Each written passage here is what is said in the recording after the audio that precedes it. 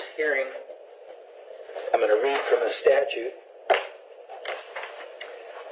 The statute number is ORS 165-540, and it's subsection 1C.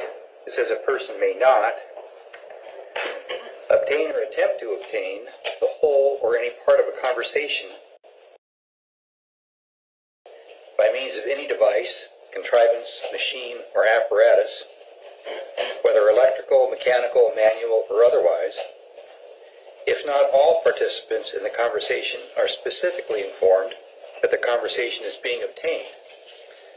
So what that means is, if you want to record something, Mr. Walker, you have to let other people in the courtroom know that you're tape recording it so they know their conversation is being recorded. If you don't do that, then you're committing a crime, or anybody else who would be committing a crime.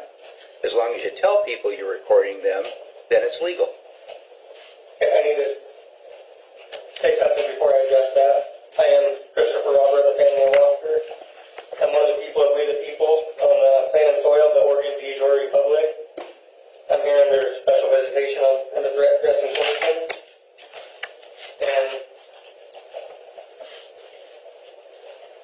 if you read section 6A to ORS 165.540, it explains that the prohibitions in subsection 1C do not apply to any persons intercepting or attempting to intercept any communications with an unconcealed recording device. So, on for the record, that does not pertain to anybody that may come here with me or myself to record this. I have the right to record any proceeding in front of any governmental agency's subdivision, any trial, any hearings. I have that right to create an affirmative defense or even an appeal. So the ORS, that doesn't apply to me because I never record with a concealed recording device. It's always unconcealed. Okay. Well, I do not consent to any proceedings other than the dismissal of this case with prejudice. I don't see the recording device, so if you're recording right now, it's concealed. But okay, so here. It's unconcealed, it's been unconcealed. It's not. I haven't seen it until you just held it in your hand now, so okay. I'm just letting you know that it's not just me, it's anybody else who could be talking here. So, okay. These are your motions to dismiss, Mr. Walker. If I may correct you real quick, Mr. Branford, it wasn't to be construed as a motion, it's a notice in the nature of a motion, which isn't technically a motion, but I'm not an attorney, so I can't lawfully file a motion.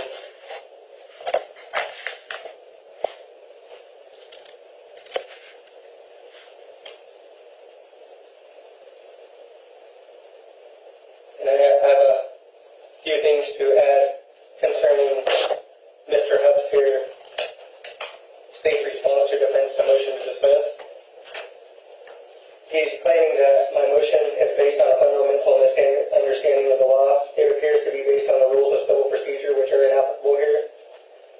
Well, he obviously didn't go through the affidavit where it clearly states on my notice in the nature of a motion that based on Oregon Rules of Civil Procedure, Rule 52, and the facts stated in the attached affidavit, so he failed to address my affidavit of facts in support of this.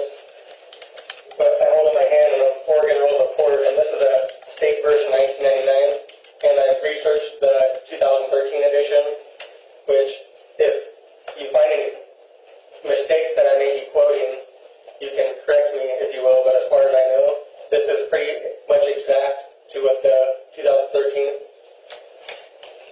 version states. And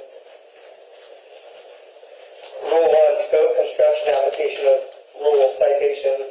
These rules govern procedure and practice in all circuit courts of the state, except in the small claims department of circuit courts. And I must reiterate real quick, the definition of this state, I don't confer to any jurisdiction of this state because the definition of this state in the Oregon Revised Statutes, I can't quote the statute, but it's the land, the water, and the airspace above the land and the water, in which respects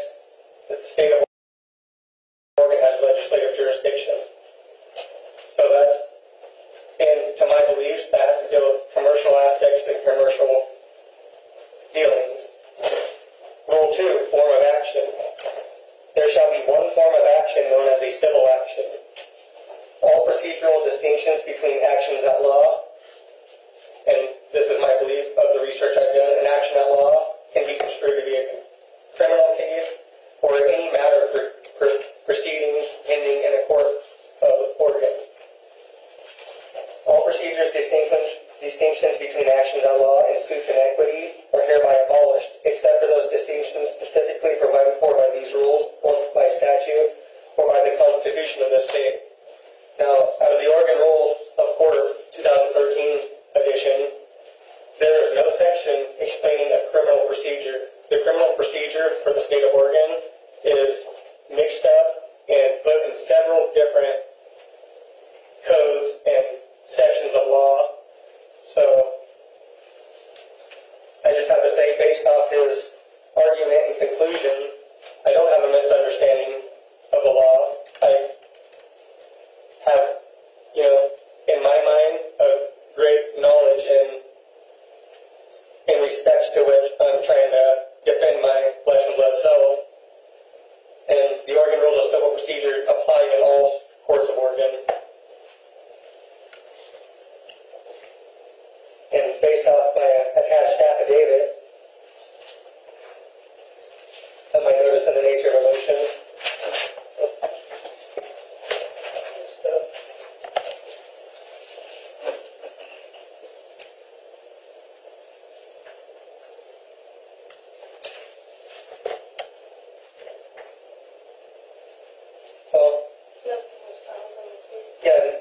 nothing in all the cancellations of these charges in these cases, cancellation by the court, which I presume would be you because you're the presiding official over this court, nothing has been filed on the case showing good cause why, and for the trial, or any hearings that have been canceled as well. And I have a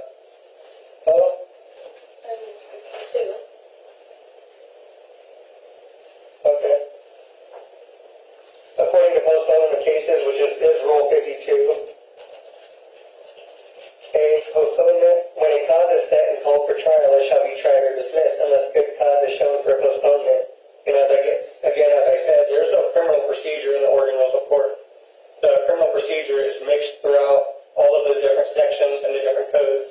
So, if any of you could, if Mr. Huff would like to explain how the Oregon Rules of Civil Procedure are inapplicable here, I would appreciate if he could explain that and clarify why he believes, in his opinion, that it's inapplicable here. I can help with that, Mr. Walker.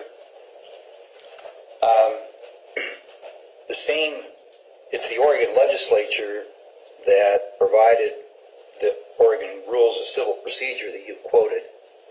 And the Oregon legislature also has enacted, 12 or 14 volumes of statutes that govern people in Oregon.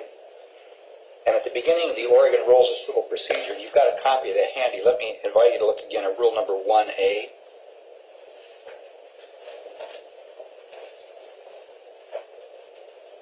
And again, this is a 1999 version, but it's not too much different than the... Okay. Well, I'm looking at the current volume of statutes that were printed in 2013 that still are applicable in Oregon now. But if you have Rule 1A in front of you, Yes, sir. I'll read from my book. It says, these rules govern procedure and practice in all circuit courts of this state, except in the Small Claims Department of Circuit Courts, for all civil actions and special proceedings.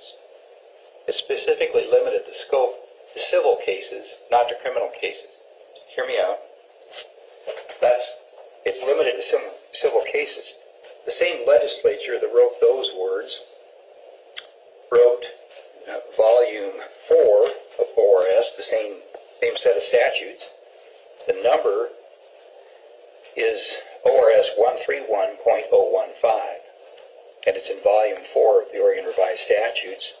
And it's in subsection 1A, it says the provisions of Chapter 836, Oregon Laws 1973 apply to A, all criminal actions and proceedings. So the Oregon Rules of Civil Procedure do not in any way govern or control how criminal cases are handled. That is instead done in Chapter 131 of ORS and succeeding statutes. It's the Criminal Procedure Code, and those are the statutes that regulate how criminal cases are conducted. Can you explain to me what the special proceedings is referring to?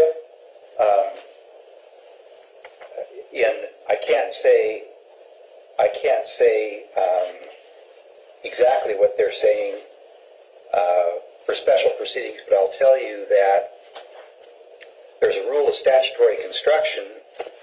Let me get that volume.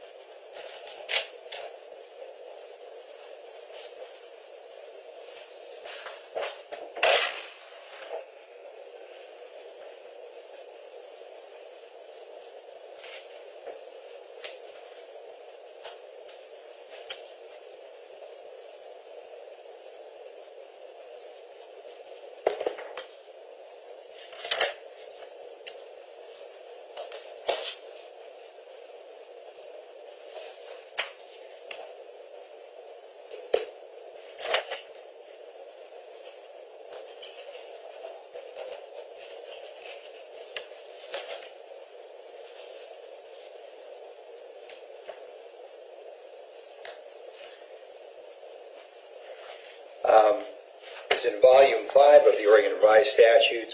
There's a statute, or a chapter called Construction of Statutes, Definitions, and it's to help people understand when there seems to be an overlap between one statute and another, which one controls. And so, Rule 174.010 is the general rule for construction of statutes. It says, in construction of the statute, the office of the judge is simply to ascertain and declare what is, in terms or in substance, contained therein, not insert what has been omitted, or to omit what has been inserted. And where there are several provisions or particulars, such construction is, if possible, to be adopted, as will give effect to all.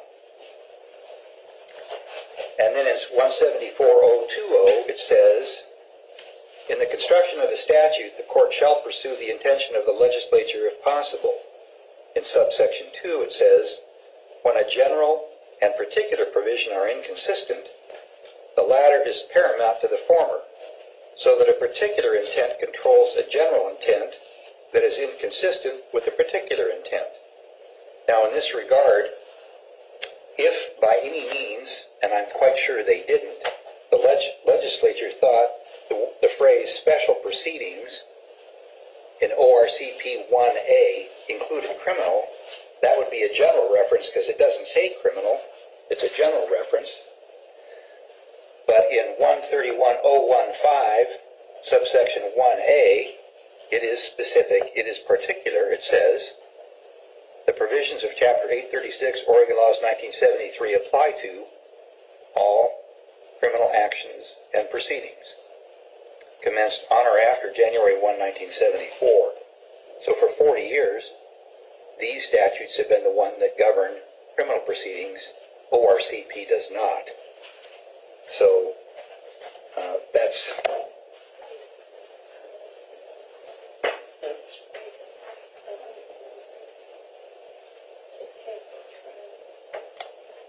Okay, well, I was unaware of that. Like you stated, October 15th, I'm not a lawyer. I didn't go to law school, so I may not know all of the legal or factual defenses that I may have, but are you still asserting or claiming that you don't have to file anything on record to show why you would cancel a trial or hearing? No. If I can't recall what continuances have been granted here. Two trials have been canceled. We commonly have more than one trial set for any particular day. It happens all the time, and we have to take somebody who's in custody ahead of everything else, whether it's any other criminal case or a civil case. If somebody's in jail, they're entitled to have a trial within a certain amount of time, and so it's very common that we'll have to cancel a trial if a person who's in jail wants to go to trial. they get first dibs on the courtroom.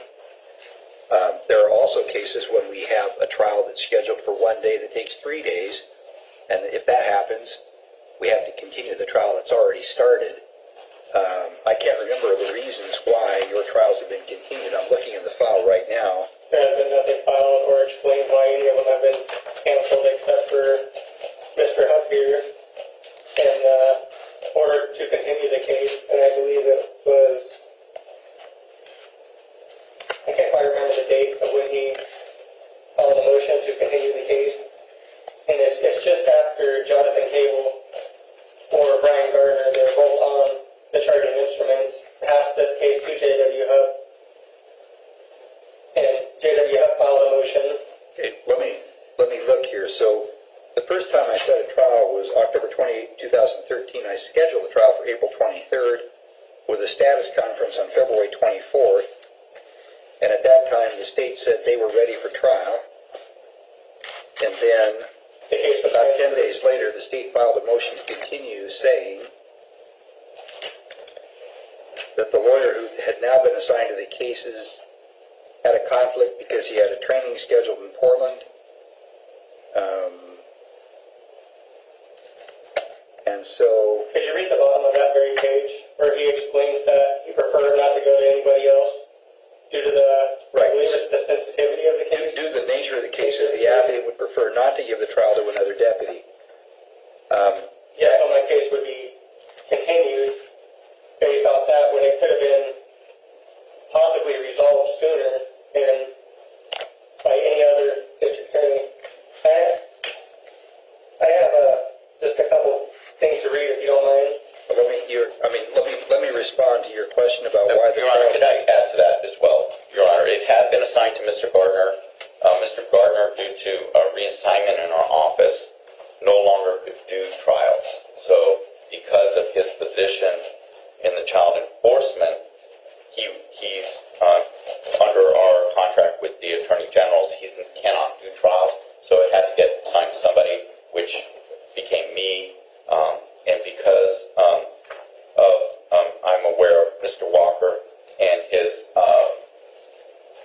approach to the case, I felt it would be unfair to reassign it again to somebody else, to have to start all over and take a look at it. I was confident I could do the trial. I also tried to get the trial advanced. When I filed the motion, I was willing to do it earlier. I would be ready, but the court couldn't accommodate that. So I made several options at that point. And I would like to know why Ms. Kylie Andresa is not sitting here in the courtroom when I have several documents that were mailed to my residence, to my home, and that I've gotten certified copies of, claiming that these cases were issued to her, or I believe it's the attempt to elude case was CC'd to Kylie Andresa, and I asked you on a hearing, which was the motion to continue on Huck's motion where Huck wasn't here, asked who the prosecutor was, and you stated that it was Kylie Andresa. Yet nothing has been filed or shown or proven that the case has been given to her as in a motion to transfer the case to whoever.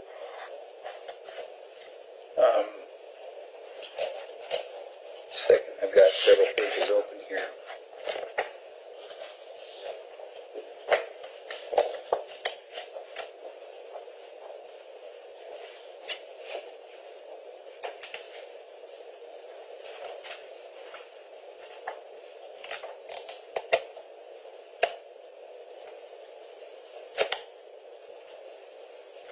And again, I'd like to be required to be made aware of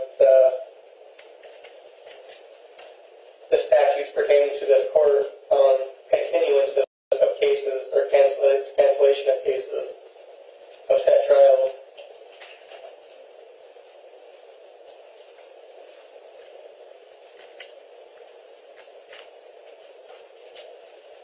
Requiring as to why you didn't file anything on record to show why the cases were continued or canceled. Trial.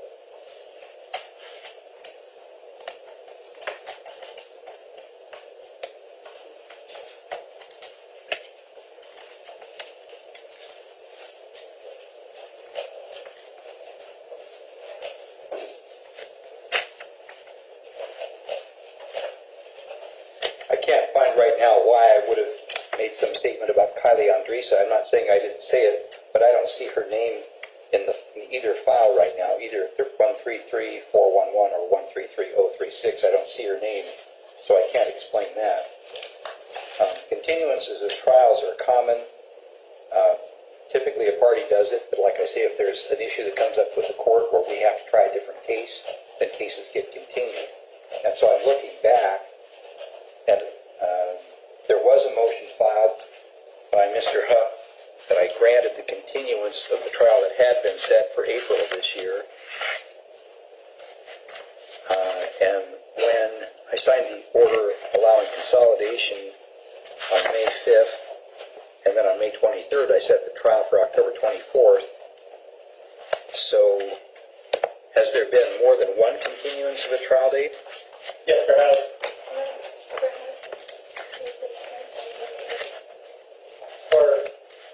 According to the clerk report, it was canceled on May 30th. What was canceled on May 30th? The set trial Set for what day? for May 30th, 2014. Do you see that date in Ogen, Denise?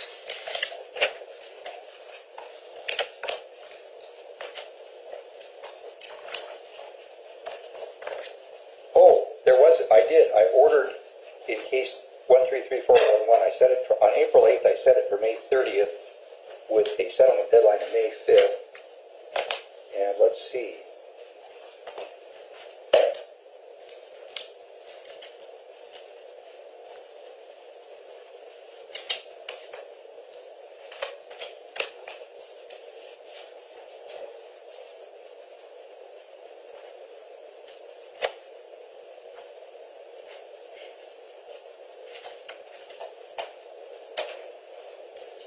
Okay, it was on May 23rd. For some reason, I realized I couldn't do the case on May 30th, so I set it for October 24th. Let me look at our calendar.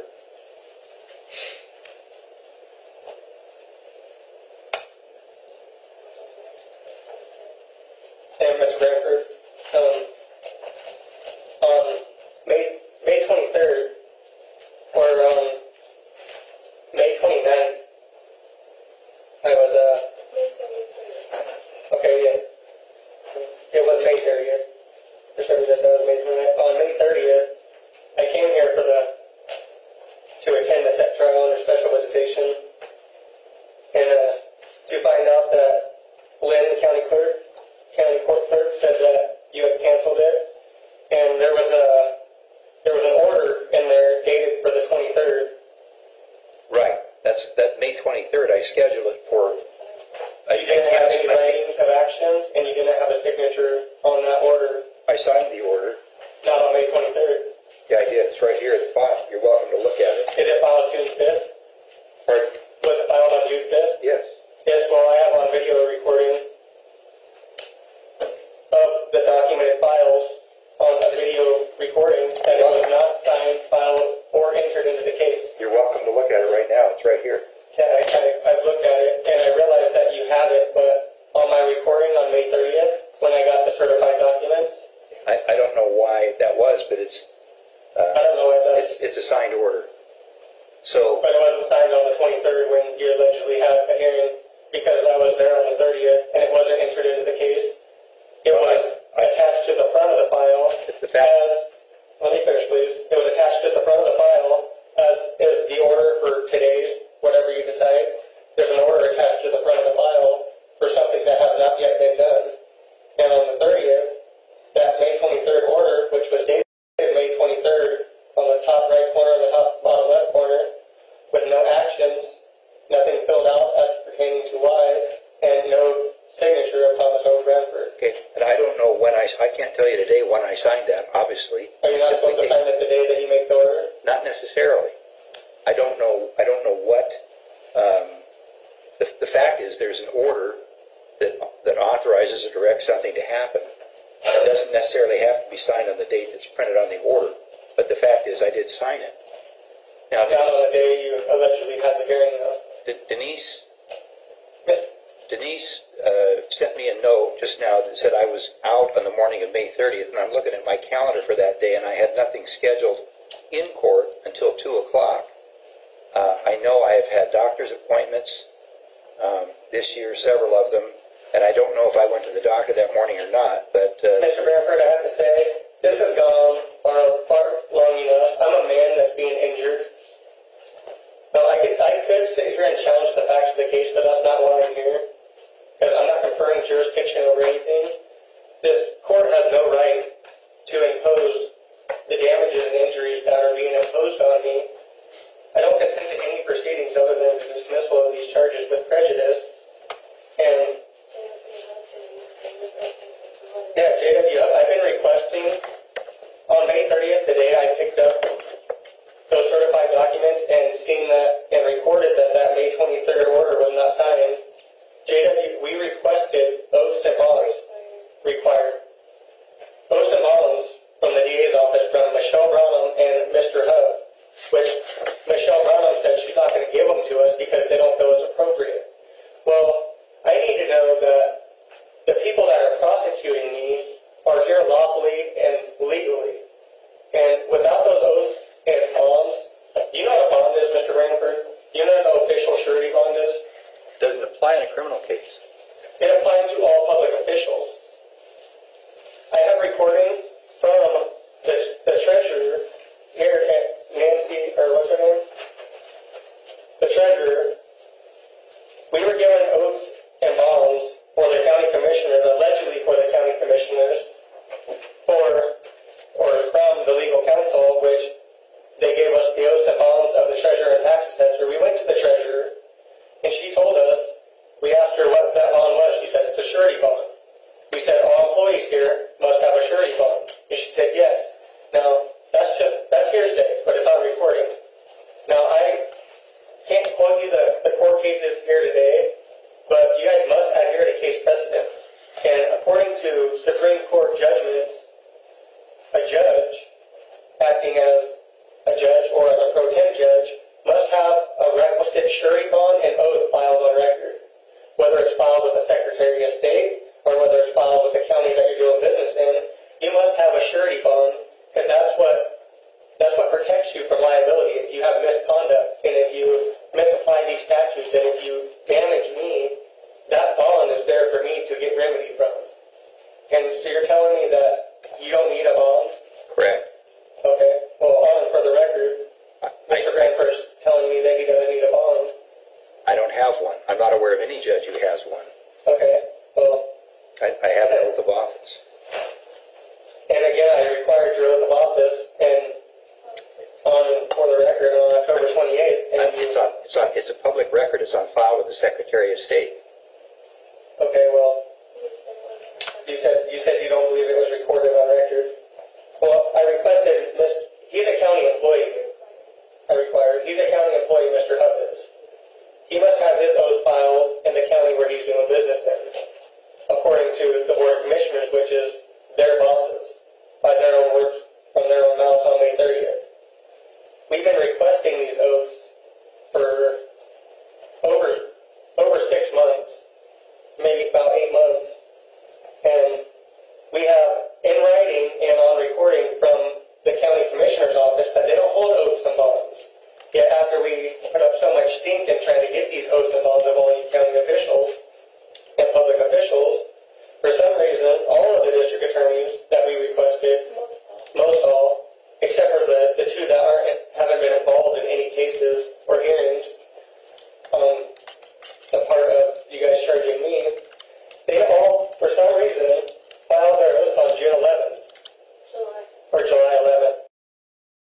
And I'm finding this to be a conspiracy to cover up material facts that I require to defend my flesh and blood self in these proceedings. And I'm being denied these things time after time and time again. And like I said, I could sit here and go through every fact that I have of the damages that you guys have incurred on me, which I filed a document with an affidavit supporting the general allegations and facts of law that I strongly suggest you look over regardless of the decision you make today.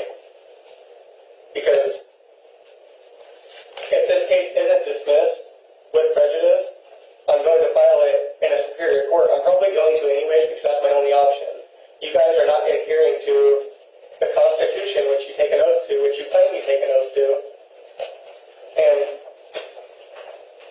this is what I want to read to you real quick, because judges sworn to obey the Constitution irrespective of opinion and consequences. Constitutions rule over statutes.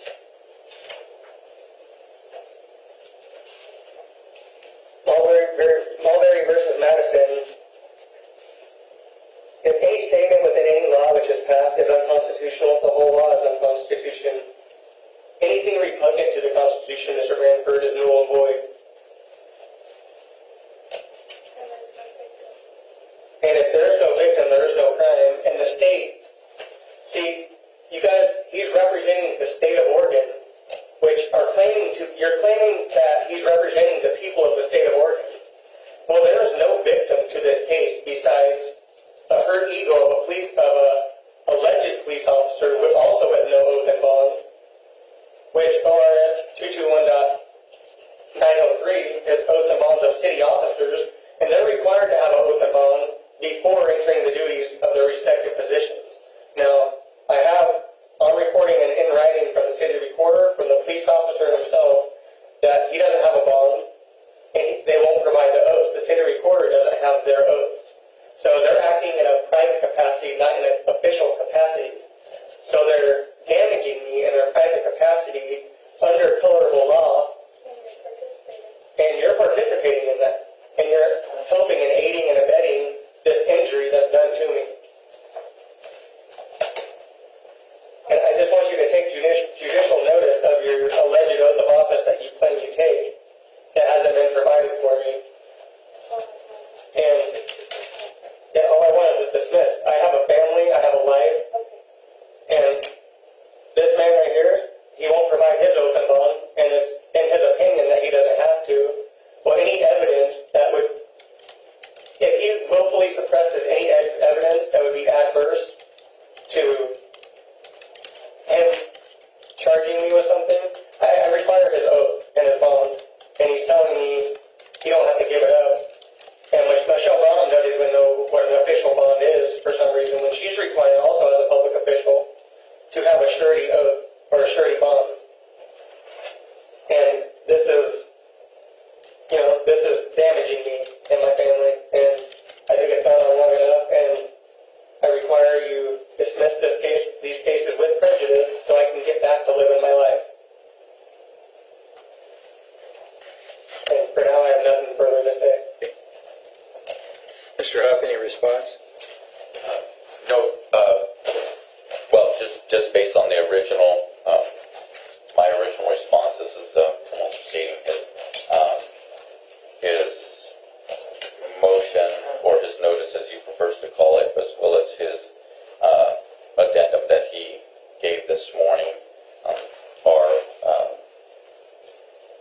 although based somewhat on constitutional law, and his actual, what he's asking this court to do is not based on criminal law, and the court needs to follow what the legislature dictates as follows, as far as criminal procedure and what's allowed in criminal procedure, and his requests are not consistent with the laws of criminal procedure.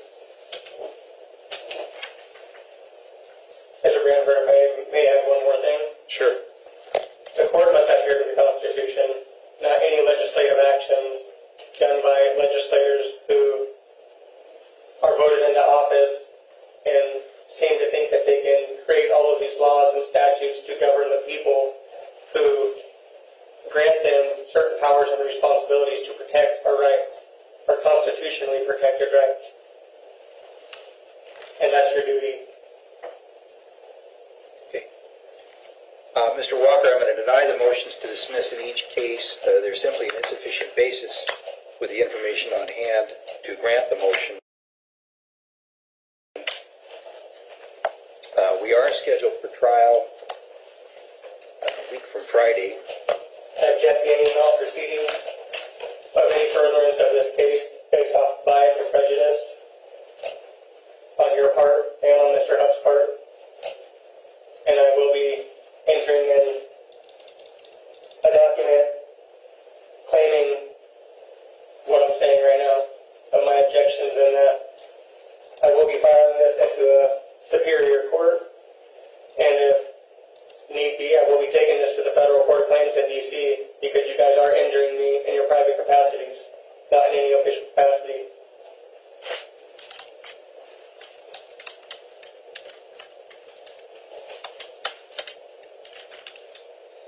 Okay, this is scheduled as a jury trial. Have you ever watched a jury trial? And the reason I say that is there's a jury selection process that I wanted to... It's an unconstitutional jury, Mr. Branford. It's headed by the district attorney's office, which is not up by and for the people. It's not a jury of my peers. The jurors are called at random. The DA's office has nothing to do with how the people are chosen or brought to court to serve as a jury. But they will be the ones who will be making the decision about whether the state meets the burden of proof. And if you like, I can explain a little bit about how that process works. I would like nothing else but for you to dismiss this case with prejudice as you're obligated to. Okay, I'm not going to do that. And under the Oregon Code of Judicial Conduct, well, I can't quite recite it, but you are to act in a manner, as well as Mr. Huff, that promotes the confidence, integrity of the court, and you're not to engage in any conduct that is false, misleading, misrepresentation, or illegal, and you're doing all of the above. You're misrepresenting the court, you're obstructing justice, you're violating several amendments to the Constitution and articles of the Constitution, and I'm making this on and for the record, that you're doing this on your own free will, and you're conducting these acts and procedures according to legislative enactments, which you're not even understanding the definitions that they're implying on persons, which specifically confer to corporate entities, governmental agencies. It doesn't, not one definition of a person explains that it's a natural human being of flesh and blood. It's all fictitious entities. And you're applying these statutes to me, the man, when they don't, these statutes don't apply to me. They apply to governmental agencies, and they apply to the definitions in which they speak. So you're applying these definitions to me, and I have nothing further to say. You'll be receiving a letter, and what I filed today is being filed with the Judicial Fitness and Disability, as well as the GPSST and the Oregon Ethics Commission, as well as the Bar Association, on your conduct and procedures, as well as everybody in the District Attorney's Office, as well as I'm going to be filing on Paulette Sanders and Cheryl Bockhart, because they're also aiding and abetting in this injury to me. All right. With that, then, Mr. Walker will be in recess. I'll see you on the 24th at 9:15 when the trial starts. I object to that trial and those proceedings based off your bias and prejudice. You are biased and prejudiced.